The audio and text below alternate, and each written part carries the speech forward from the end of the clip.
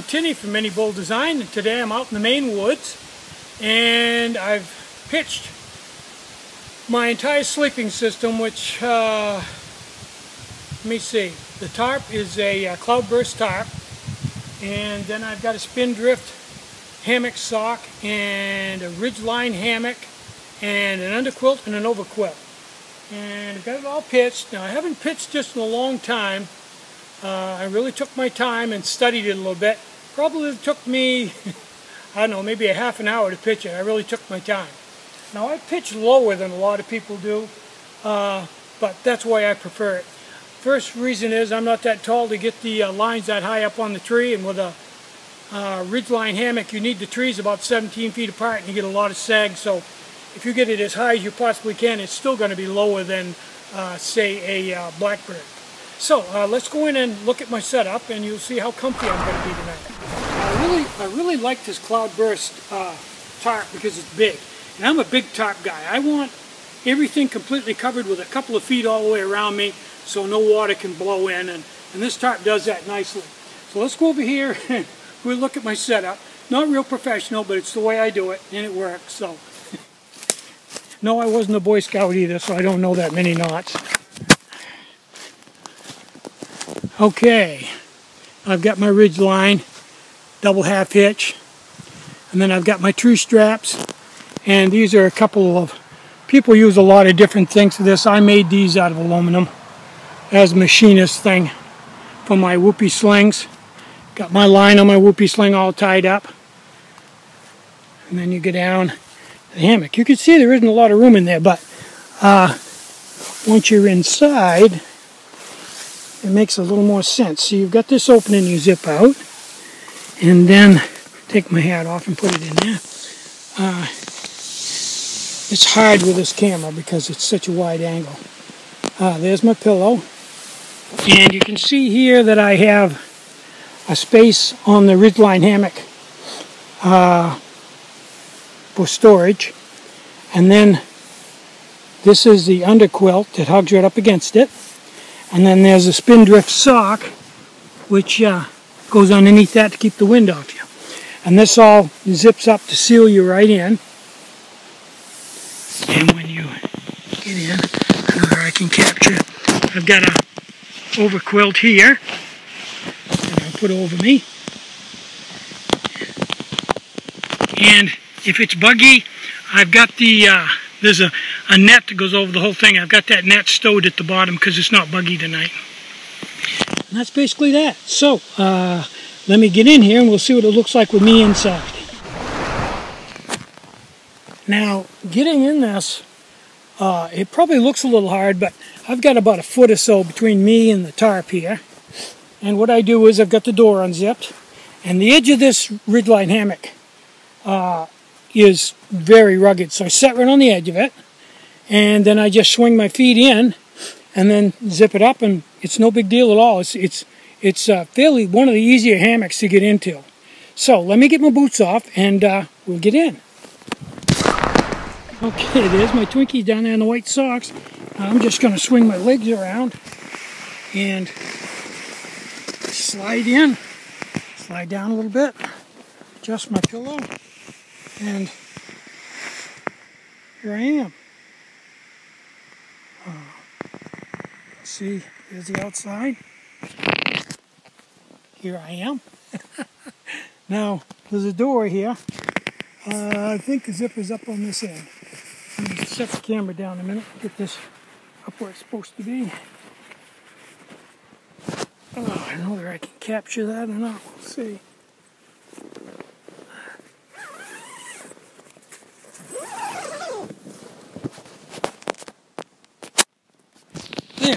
There's that all zipped up all the way around. You can see that, I gotta tell you, this is so comfortable it's almost obscene. A person shouldn't be this comfortable out in the woods. This is just too comfortable. I've got a Walmart pillow that it has a piece of memory foam in it, and then it has a bladder in it that you blow up. And it's kind of got a low spot in the middle to capture your head. Very comfortable. And I've got a nice underquilt here. Overquilt. My underquilt, you can't see it, it's underneath me, but I can tell you, between my shoulder blades, nice and warm. Even if the wind blows, I don't get a cold spot. And this is my overquilt, which I can pour right up around me and keep me warm at night. And if it's really hot, I can put the bug net up and open this door right here and get a lot of fresh air. Take the underquilt off, and it's nice. Put on a synthetic sleeveless shirt, real good. Very well thought out system, which it took me a long time to get this all together and get it so that I felt that it was comfortable enough.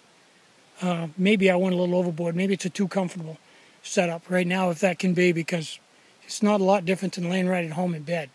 And this Spindrift sock really makes a big difference, especially on a windy night. On a windy night, even with an underquilt, if the wind blows, sometimes you'll get a little bit of a chill until the wind goes down, and this blocks the wind so you don't get any of those cold spots on those cool nights.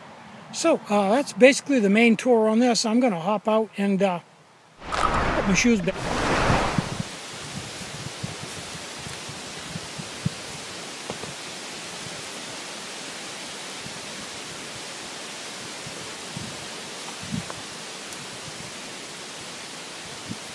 There.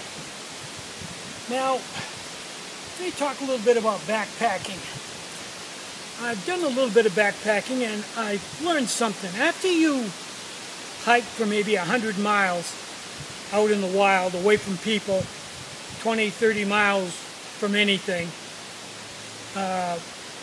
your brain changes over the days as the days go by, and you get used to not having a flush with a ceramic tile floor with a shower and a kitchen table and a nice bed with a fan, and more importantly than anything, an automobile that you can just slide into the seat, turn the key, and shoot down the road 60 miles an hour.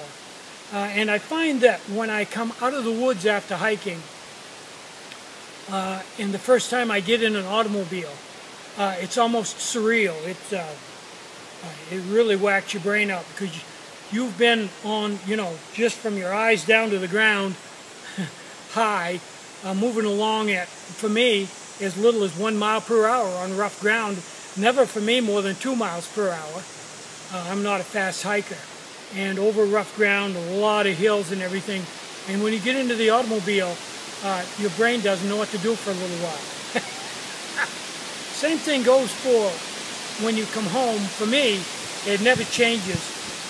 My DNA was permanently altered the first long hike I went on.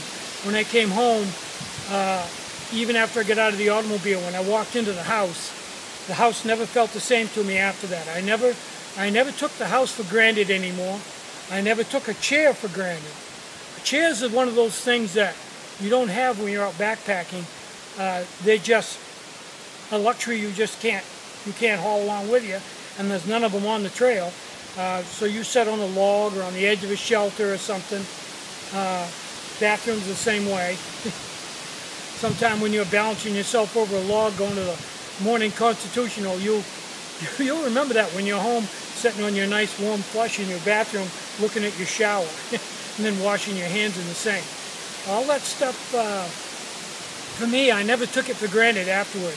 I always placed a lot of value, even when I'm driving down the road today, zooming along 60 miles an hour. I get that sense of speed and that almost like I'm a superior being or something compared to when I backpack.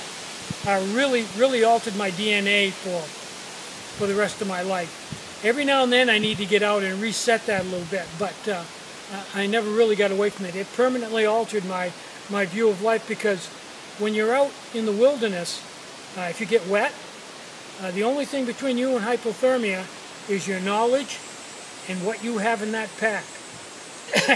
If you can't fix the hypothermia with what you know and what's in that pack, you're going to have hypothermia. Same way with eating, cooking, dressing, getting over the landscape, pitching your hammock, everything. What you've got in your head and what you got in your pack. And that's it. Really changes your outlook on life. I recommend anybody do it for a week sometime. So, I'm going to go up and make another video on stoves. But for now, I'm Tinny from Mini Bull Design. Try to have a really great day and try to have some fun today. You deserve it. Bye-bye.